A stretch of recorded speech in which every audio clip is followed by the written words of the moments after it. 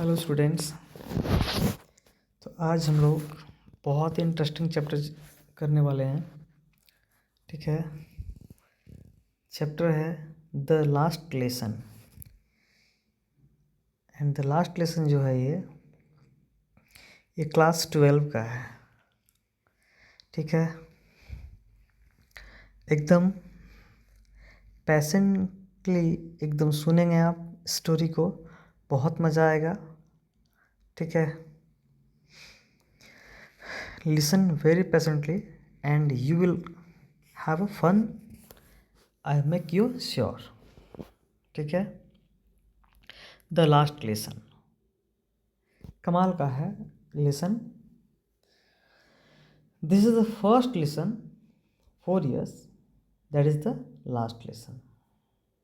It means the last lesson is the first lesson. And the book क्या है? ये flamingo book है। ठीक है, ये जो स्टोरी है ये हिस्ट्री बेस्ड स्टोरी है। आप ज़रूर पढ़े होंगे, कहानी सुने होंगे। ठीक है, अल्फोंस डॉड के द्वारा लिखा गया है। ये फ्रेंच नॉवलिस्ट और शॉर्ट स्टोरी राइटर थे। इनके बारे में यहाँ पे देखिए, यहाँ पे देखिए आप देख सकते हैं। ठीक है, तो ये है, इनके बारे में लिखा गया है यहाँ पे। Alphonse Daudet was a French novelist and short story writer. The Last Lesson is set in the days of the Franco-Persian War, in which France was defeated by Persia, led by Bismarck. यानी ये जो story लिखा हुआ है अल्फोंस डॉडेट के द्वारा लिखा गया है। ये एक फ्रेंच नॉवलिस्ट और शॉर्ट स्टोरी राइटर थे। ये जो लेसन है द लास्ट लेसन, ये बेस्ड है, सेट है, आधारित है जब फ्रांस और पर्सिया के बीच उन दिनों जब युद्ध चल रहा था, बैटल तब का है, जिसमें अंततोगत्वा क्या हुआ था, फाइनली फ्रांस की हार हुई थी और पर्सिया की जीत हुई थी। और पर्सिया का उसमें जो लीड कर रहे थे वो कौन? Ottoman Bismarck. Persia then considered of what now are the nations of Germany, Poland and parts of Austria. यहाँ पे ध्यान से समझेंगे। उस समय का पर्सिया और आज का क्या है? Persia then consider of what now, हाँ आज जो हम लोग देखते हैं अस्तित्व में कंट्री, जर्मनी, पोलैंड और ये ऑस्ट्रिया का कुछ पार्ट, उस समय एक ही नाम था पर्सिया, और सारे का जो है जर्मनी, पोलैंड और ऑस्ट्रिया का कुछ भाग कौन लीड कर रहा था? Bismarck. In this story the French districts of Alsace and Lorraine have passed into Persian hands. Read the story to find out what effect this had on life at school. चलिए हम लोग कहानी पढ़ते हैं, देखते हैं क्या है। Okay, but before going further, here are some words, focus here. Notice these expressions in the text. Infer. 1 minute.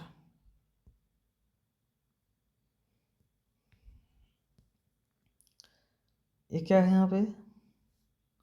ये जो वर्ड मीनिंग आप देख रहे हैं, ठीक है, infer, in great dread of, counted on, thumbed at the edges, in unison, a great bustle, reproach ourselves with, इसका सबका मीनिंग है, स्पेसिफिक मीनिंग है, आप ध्यान देंगे।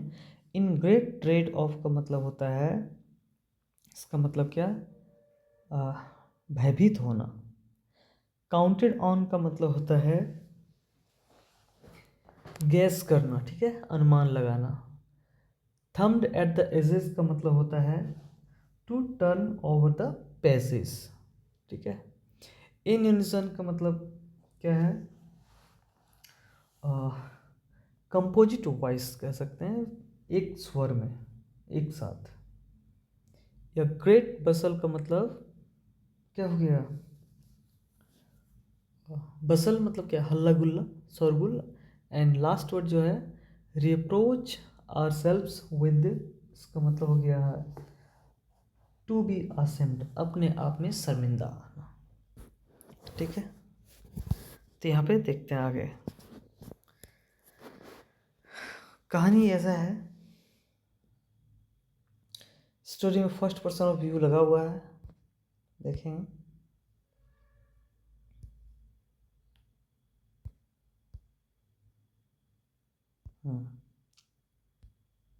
इसको यहाँ रखते हैं।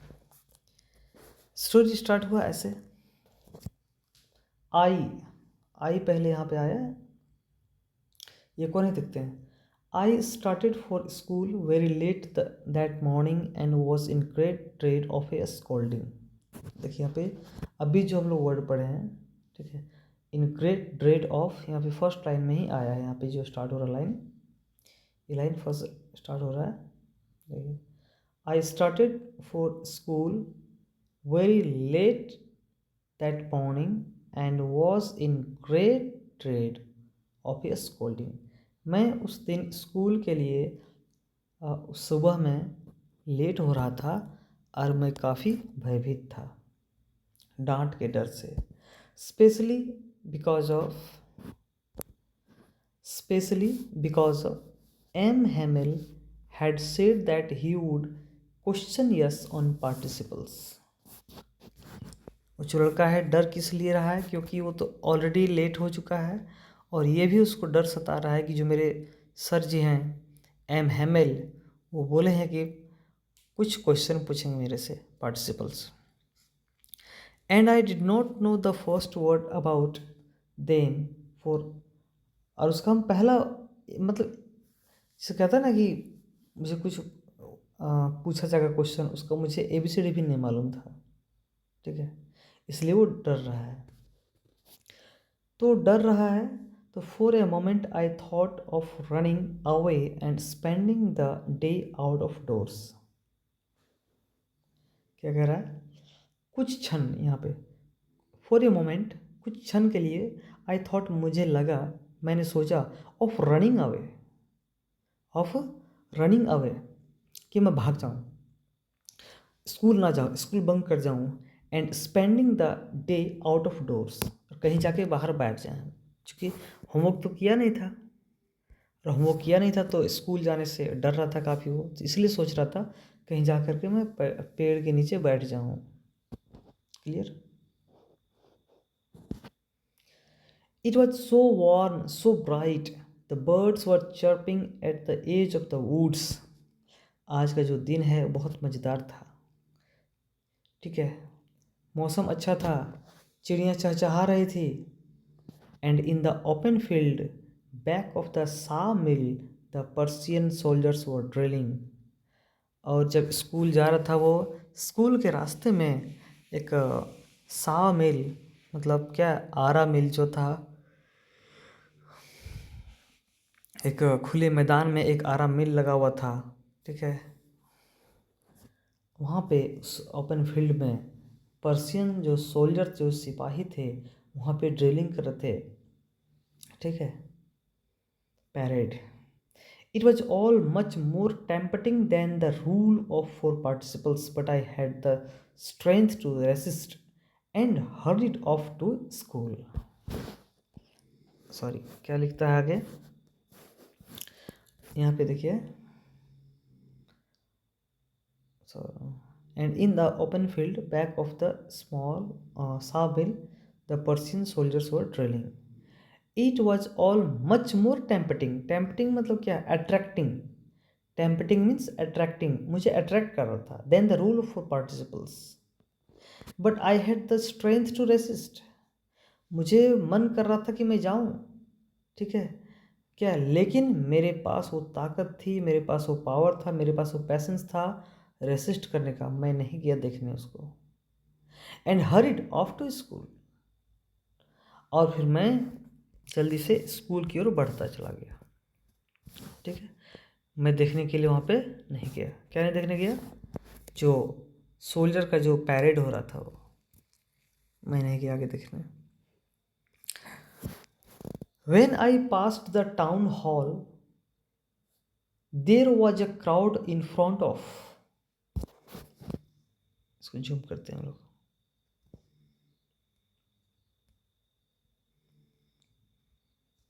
हाँ, when I passed the town hall, there was a crowd in front of the bulletin board. अब कह रहा है शहरों में क्या टाउन हॉल होता है, तो टाउन हॉल को जैसे वो कह रहा है कि मैं पास किया, वहाँ पे भीड़ लगा हुआ था लोगों का। When I passed the town hall, जैसे मैंने पास किया टाउन हॉल को, there was a crowd in front of the bulletin board. तो टाउन हॉल के वहाँ पे सामने एक सूचना पट लगा हुआ था, बुलेटिन समाचार पट लगा हुआ था। समाचार पट क्या होता है, बुलेटिन बोर्ड क्या होता है? जैसे स्कूल में नोटिस बोर्ड होता है, उसी तरह से बुलेटिन मतलब क्या होता है? News board. न्यूज कोई भी नया चीज़ होता था उस टाइम, ठीक है, तो वहाँ पे छप जाता था, वहाँ पे लिख दिया जाता था जो मेन पॉइंट होता था। तो वो जो न्यूज़ छपा है, वहाँ पे जो न्यूज़ लिखा गया है, इस चीज़ को लोग देखने के लिए वहाँ पे आए हुए हैं, पढ़ रहे हैं। For the last 2 years all are bad news had come from there. French कर रहा है कि पिछले 2 वर्षों से जो भी कुछ बुरा समाचार आता था, सब उसी बोर्ड पे, सब उसी बुलेटिन बोर्ड पे वहीं पे लिखा जाता था। The lost battles, the draft, the orders of the commanding officer, and I thought to myself without stopping, what can be the matter now. क्या कह रहा है? जो कुछ भी हो बैड न्यूज, जैसे क्या कह रहा है, हमने लड़ाई हारा, draft, the orders of the commanding officer, कोई ऑफिसर में कुछ आदेश दिया है, ऑर्डर किया है, सारा चीज़ वहाँ पे छपता था। And I thought to my, और यही चीज़ मैंने अपने आप से सोचा, विदाउट स्टॉपिंग, वहाँ रुके नहीं हम, वहाँ पे जहाँ पे लोगों का हुजूम जमा था, मैंने वहाँ पे रुका नहीं और आगे बढ़ता रहा। सिर्फ ये सोच रहा था मैं अपने आप में। यहाँ से मिलाइए, आप देखिए क्या कर रहे हैं, यहाँ से आप ऐसे मिलाइए। आई थॉट, इसको छोड़ दीजिए, without stopping. I thought to myself what can be the matter now, अबर क्या हो गया, विदाउट स्टॉपिंग, बिना रुके। अब हम चलते रहे, स्कूल मेरा लेट हो रहा था ना, तो मैं चलता रहा वहाँ पे। ठीक है, आगे लिखता है, then as I hurried by as fast as I could go, the blacksmith Wachter who was there with his apprentice reading the bulletin. मतलब जहाँ पे समाचार, जहाँ पे बुलेटिन बोर्ड था, सारे लोगों का हुजूम वहाँ पे जमा था, भीड़ थी वहाँ पे, तो वहाँ पे उन क्राउड में से एक क्या था, उन क्राउड में से, ध्यान देंगे, उन क्राउड में से एक कौन था? देखो, एक ब्लैक स्मिथ था। ठीक है, एक ब्लैक स्मिथ था, लोहार था, वो देख रहा था, वॉचर था। हु वॉज देयर, वहीं पे था, किसके साथ? अकेला था वो खुद, जो अकेला तो कोई नहीं वहाँ पे था, बहुत से लोगों के, लेकिन अपना अपना जो ग्रुप बना के गया था देखने आदमी, विद हिज अप्रेंटिस। अप्रेंटिस मतलब क्या? सीखने वाला, प्रशिक्षु। जो नया सीखने वाला होता है उसको अप्रेंटिस कहते हैं। तो वो जो ब्लैक स्मिथ था, जो मालिक था अपनी दुकान का, अपने साथ तो अपने कारीगर के साथ था वो, रीडिंग द बुलेटिन, वो भी समाचार पढ़ रहा था। क्लियर? वो भी समाचार पढ़ रहा था। नेक्स्ट, जब वो समाचार पढ़ रहा था, called after me, don't go fast bub, you will get to your school in plenty of time. क्या कह रहा है आगे? कह रहा है, कॉल्ड आफ्टर मी, मेरे को उसने बोला, क्या बोला? यहाँ पर देखिए क्या बोला,